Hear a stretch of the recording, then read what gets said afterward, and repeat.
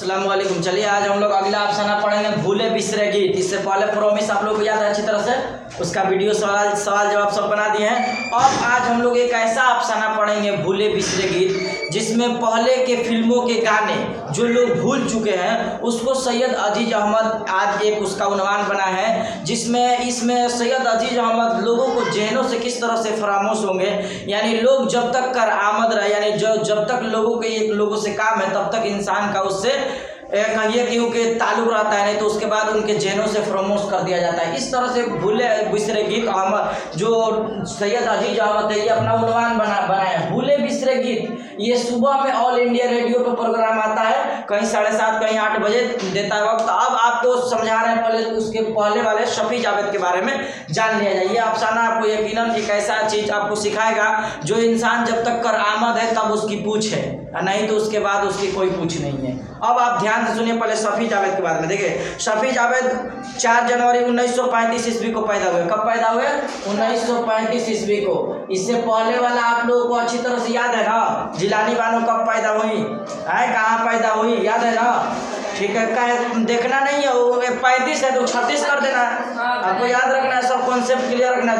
अफसाने रोशनी के मीनार और उनका नाविल बारिशे संग ऐवाने गजल, ये सब आपको याद होना चाहिए, तब आगे पढ़ने में भी अच्छा लगता है। अब आगे देखिए, उसके बाद ये सैयद शफी जावेद जो है उनका असल नाम सैयद मोहम्मद शफीउद्दीन था।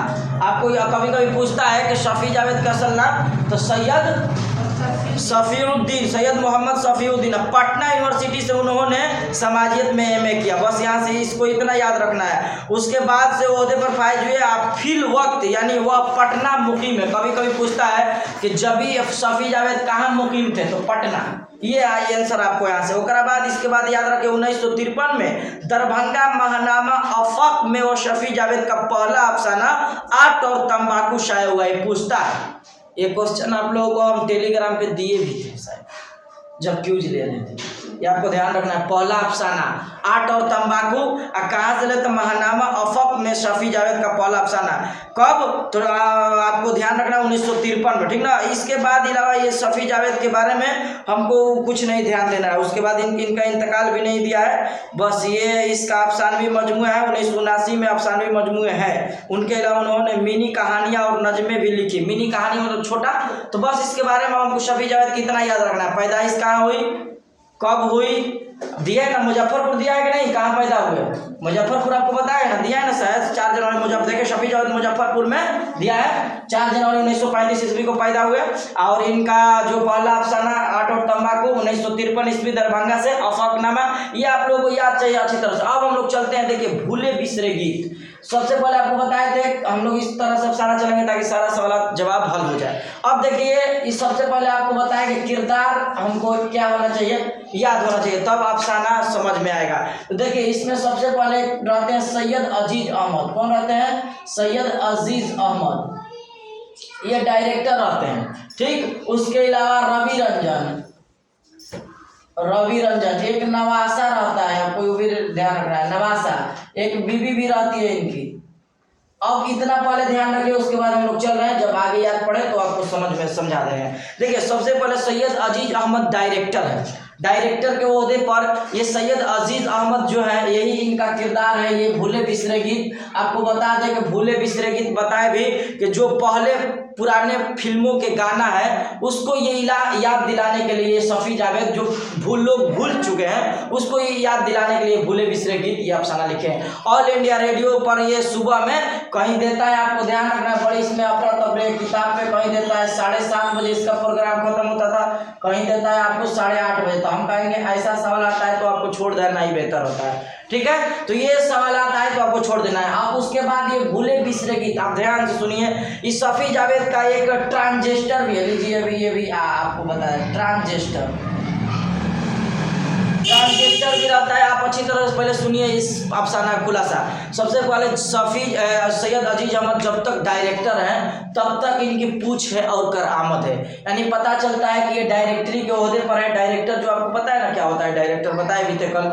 तो देखिए डायरेक्टर जब तक ओहदे पर है तब तक इनको लोग पूछते हैं। और इनकी बीवी भी है, इनकी एक बेटा नवासा भी है, और इनके बाहर भी पूछताछ है। जस्ट डायरेक्टरी के ओहदे से सैयद अजीज अहमद जिस तरह से हटते हैं तो इनके गाड़ी के आगे जो नेम प्लेट है वो हटवा देते हैं। क्यों हटवा देते हैं कि जब बाहर जाते हैं तो लोगों की जेनों से फरामोश हो चुके हैं। यानी पता यूँ चलता है कि सैयद अजीज अहमद जब तक डायरेक्टर थे, यानी जब तक इनको लोग पूछ रहे थे, पूछताछ थी इनकी, पूछो अभाव थी, यानी लग रहा है कि इनको लोग इज्जत देते थे। जब ये डायरेक्टर के ओहदे से शकबदोश हुए, रिटायर हुए, तो लोगों को जेनों से ये क्या हो गए, फरामोश हो गए। यानी लोगों को लोगों ने इनको पूछना छोड़ दिया। जब कहीं बाहर जा रहे हैं तो इनके पूछ आओ भगत नहीं हो रही है, तो ये सोचे कि अब गाड़ी में जो नेम प्लेट लगा है उसको रखना क्या है, कोई फायदा नहीं है। तो ये गाड़ी के नेम प्लेट के आगे से ये जो डायरेक्टर सैयद अजीज अहमद लगा रहता था, अब उसको क्या किए, सिर्फ सैयद अजीज अहमद लगा दिए। ठीक,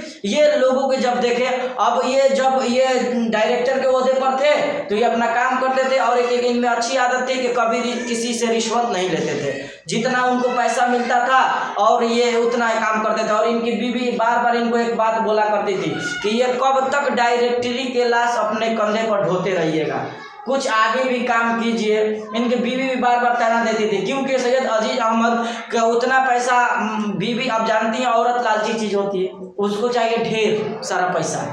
अब उतना वो शफी जावेद एक ऐसे व्यक्ति हैं डायरेक्टरी के ओहदे पर कि वो उतना ही में खुश रह करते हैं। एक और बेटा भी था, नवासा भी था, वो भी कहता था कि आपका ये ईमानदारी और या आपका जो दानिश्वरमंद दिमाग या आपको इस तरह से रहना या आपकी काबिलियत क्या काम आया, आखिर दुनिया में आप क्या किए। जब रिटायर हो गए तो उनको नवासा को भी ये बात जब सुने तो घर में तो बाहर सैयद अजीज अहमद को बाहर तो बाहर, घर में भी इनके साथ लोग इस तरह से पेश आते थे, यानी कि बीबी और इनका नवासा भी। एक दिन की बात है, सैयद अजीज अहमद का बताइए, सैयद अजीज अहमद को बता दें कि एक बीमारी भी था। वो बीमारी इनके कारण हुआ था, सिगरेट पीते थे। इनका एक साथी और था, सिगरेट है। और देखिए कि इनका पुराना दोस्त है जिनका हम नाम लिख दिए रवि रंजन। ये क्या है, इनके पुराने दोस्त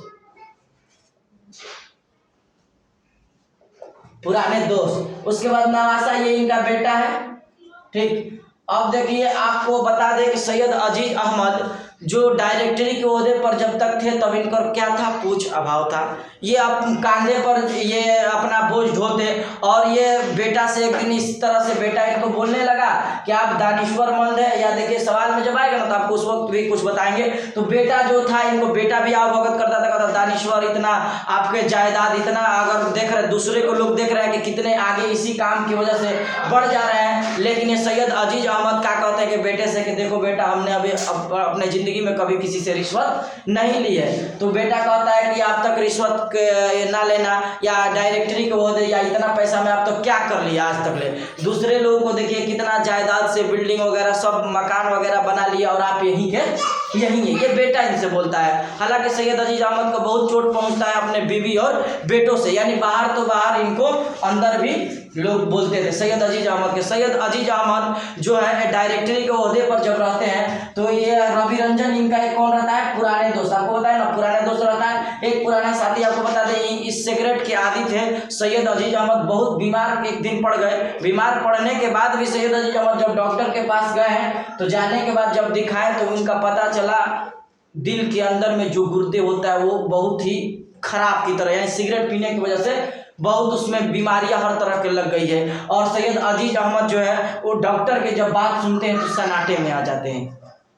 डॉक्टर की बात जब सुनते हैं सन्नाटे में आ जाते हैं और डॉक्टर कहता है कि ये सब आदतें आपको क्या करनी पड़ेगी, छोड़नी पड़ेगी, नहीं तो फिर इसका हसरा आपको देखने को मिल जाएगा। सैयद अजीज अहमद अब एक बार की बात है तो वो घर गए अपने, और घर जाने के बाद ये देखिए उनका नवासा एक प्रोग्राम देख रहा था टेलीविजन पर। उसका नाम था लो ऑन इंटरनेट। लो ऑन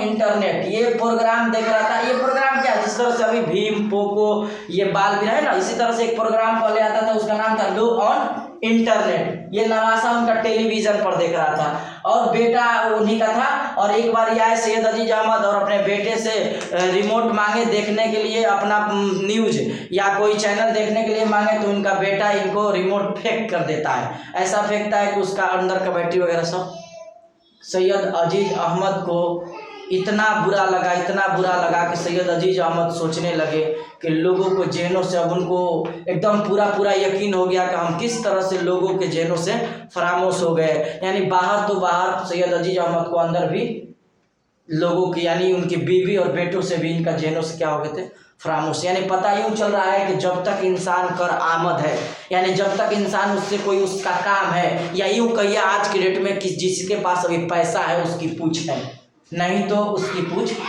नहीं है। तो सैयद अजीज अहमद बहुत उस वक्त उदास हुए और उनका असर इस तरह से तारी हुआ कि सैयद अजीज अहमद वो अपना पुराना साथी ट्रांजिस्टर को ढूंढने लगे। आपको पता है ट्रांजिस्टर मतलब रेडियो, क्या रेडियो है, रेडियो को ढूंढने लगे और वही जाके कबाड़े खाने से वो रेडियो को अपना ढूंढ के लाए और जस्ट ही ऑन किए, सैयद अजीज अहमद दुनिया से चले गए। ये भूले बिसरे गीत का है, आपको पता है ना, भूले बिसरे गीत यानी भुलाइल भटकल गाना। इस तरह से लोग ये सुनना पसंद करते हैं। सैयद अजीज अहमद इसके बारे में बताएं कि सैयद अजीज अहमद बता रहे हैं क्या कि किस तरह से लोगों की जब तक कर आमद होगी लोगों में तब तक पूछ है, नहीं तो इसके अलावा लोगों की पूछ नहीं है। अब देखिए सवाल देखते हैं, उसके अलावा उसमें जो आपको नहीं बताया गया वो बता देंगे। देखिए आप अच्छी तरह से समझ, सवाल सुनिए अच्छी तरह से। हम आप लोगों का नाम है कि थोड़ा सवाल स्लो ही तो स्लो ले चल रहे। देखिए ध्यान से सुनिए। पहला सवाल है सैयद अजीज अहमद किस ओहदे से शकबदोश हुए? तो बता दें डायरेक्टर के ओहदे से शकबदोश हुए, ठीक है। उसके बाद सुनिए उनका नवासा टेलीविजन पर क्या देख रहा था? तो ये लो ऑन इंटरनेट, हट जाते हैं, देख लीजिएगा, लिख लीजिएगा, लो ऑन इंटरनेट, ठीक ना।